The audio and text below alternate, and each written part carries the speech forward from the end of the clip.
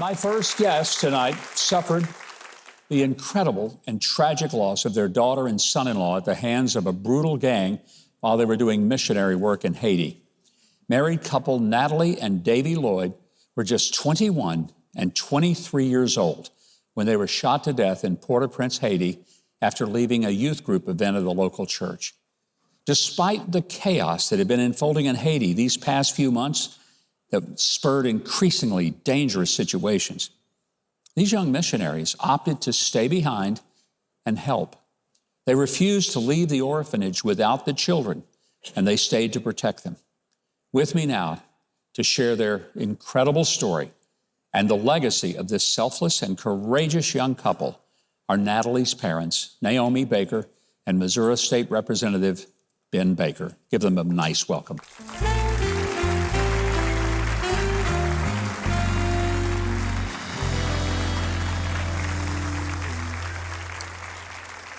Ben and Naomi, I can't even begin to express not just appreciation for your being here, but then when I read your Facebook post right after that your daughter and son-in-law had been murdered in Haiti, and you made the comment, you said they went to heaven together. I mean, I was just overwhelmed with the emotion of a father and a mother who had to deal with something that you never thought you were going to have to confront. Take us back to when you heard the news and what you heard about your daughter and your son-in-law and what happened. It was a torturous time. We were actually at a political event when we first heard the news that the compound there where Davy and Natalie where missionaries had been breached by gangs. The gang activity has been completely out of hand. It's almost complete anarchy in Haiti. And it had been getting worse. But like you said, they chose to stay. And when we heard the words, Naomi heard it first and came over and said, we got to go, you know. And at that point, we had heard that Davy had been beaten up by the gang, but Natalie was okay. And we were trying to figure out what was going on, which is difficult, you know, with communication being here in the States and his parents also being here, Davy's parents being in the States as well.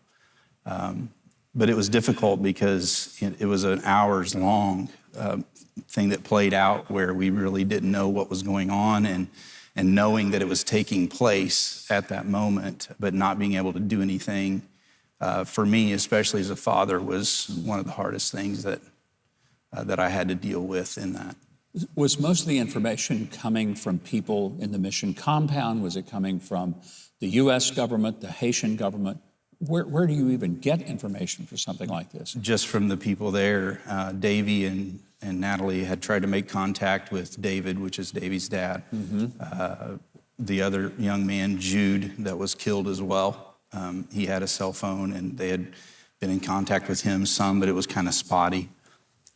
And then at some point they took their phones, you know, and they tried to go to another place that had a satellite phone. So there was just it was just absolute chaos that was taking place. And so it was difficult to make contact. Naomi, as a mom, I'm sure you had misgivings about your daughter, Natalie, going off to Haiti, young couple, the whole world in front of them. You might have even said to them, why don't you guys just stay here? What conversations did you have before they ever went to Haiti? And did you have deep in your heart some anxiety about going into a place that is notorious for being so very dangerous and corrupt? There was some misgivings and anxiety, yes, but mostly I just trusted the Lord. We've always believed that if we put our kids in God's hands, that He would take care of them.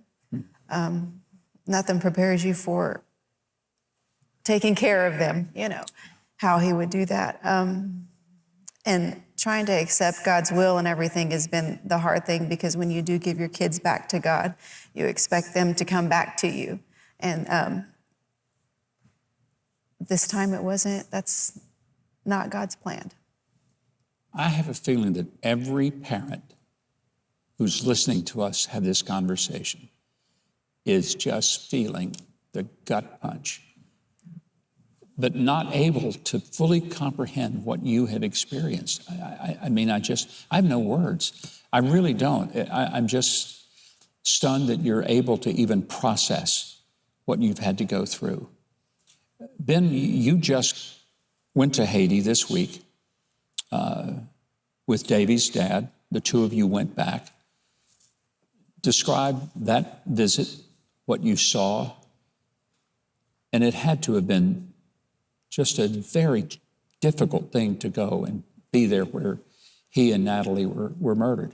It was. I felt compelled to go. I've never been to Haiti. I've been to a lot of other places and done a lot of other missions work all over the world, but never been to Haiti. Had planned to go with Davy and Natalie being there. But I felt compelled to go whenever David decided to go back. I didn't want him to go alone, dealing and grieving and still all of this up in the air with what the mission was going through there.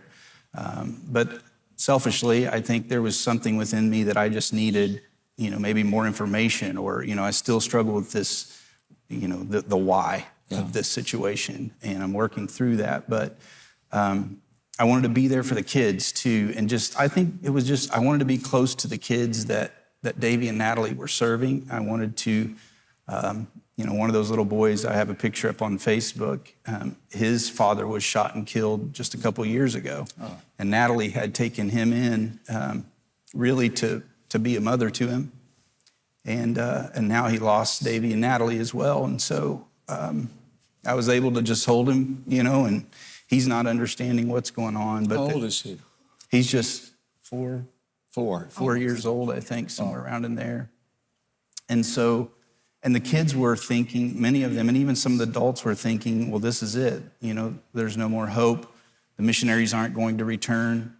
And so little did I know that what God was doing with that was trying to help them to see that there is still hope and that the missionaries still want to be there and still want the work to go on. And so that was my, message to the kids was, we love you. We want the mission to continue. And we're going to do everything that we can to make sure that happens, as difficult as this all is. And so, it was heartrending, but it was good in a lot of ways for me to be there, I think, for my own self, but also for the kids. Trying to figure out the way forward with this is difficult as well. When I think about how young these guys were, 21, 23, as horrific as it is to deal with the news, there's got to be some sense in which you look at your daughter's life and you feel an extraordinary sense of pride and gratitude that she was so filled with God's love, God's spirit, that she would put her life at risk for these kids that weren't hers. Until she went there, she didn't know them. Naomi, you're a mom. I mean, that must give you some sense of at least a joy in knowing what she lived her life for. Yeah. She was exceptional, even from a young age, very responsible, which all of our girls make us proud. Natalie had a calling on her life early on, and it was clear. And she makes me want to step up my game, be better, do more, live more in the moment. Is it hard, though, at times to not be bitter and angry? Because I think a lot of parents are saying, I don't know if I could handle that. I don't know if I could be so filled with the grace and capacity to accept what they've been through. I think we're still working through that. Yeah. There's obviously those human emotions. And we're going to be working through that for a bit. Scripture tells us to forgive. And so we know we have to get there. But we're getting there. Davy had grown up pretty much on the mission field in Haiti. His dad was a missionary there. So this was somewhat pretty familiar to him, but not to Natalie. When she communicated with you, were she sometimes talking about what they were facing? Did you ever get the inkling that she felt that it was a dangerous situation to be there? I think they knew dangerous. We talked about it. She knew that. Davy knew that. But it's the way of life in Haiti. It's been that way for a long time for them. And, the people there just learn how to cope with it. It's awful to see this take place. But, whenever we would talk to them, that wasn't really they weren't that concerned about their own safety. They were concerned about the work there. They were concerned. Natalie, one of the things she was concerned about was learning the language. Yeah. In the last FaceTime conversation we had with them, she was just beaming with joy because she was catching on and learning how to understand the language there and being able to communicate with the kids better. And usually when we talked to them, they were smiles from ear to ear, just, happy and joyful, and really not concerned about all the things going on there. You guys have raised a remarkable young lady that is a witness to the rest of the world of what it means to truly lay down one's life for others and to serve Jesus in such a powerful way. What can we do to help you? How can we minister to you, help you, reach out to you, offer you condolences and assistance? Naomi, what would you love for the people of America to understand and join with you in? There's so much. We need a lot of prayer right now. That's our biggest need at this moment. The grief has been something I never thought that I would have to go through. I thought my kids would bury me, So pray for us. We want to see missions in Haiti go on because that was Davy and Natalie's legacy. Well, you're incredibly courageous, and it's a wonderful tribute to your daughter and to your son-in-law to share your story and to give us the opportunity to grieve with you. And I know it's not going to heal it, but to let you know that there are people all across this country who love God and who hurt with you for what you've had to experience. Thank you so much for being willing to come and tell this extraordinary story of an extraordinary young couple. I know you'd like to keep up with the latest on this tragic story. You can visit State Representative Baker's guest page. If you go to Huckabee.tv, we will connect you, and I hope you'll reach out to them. Reach out to them with your prayers.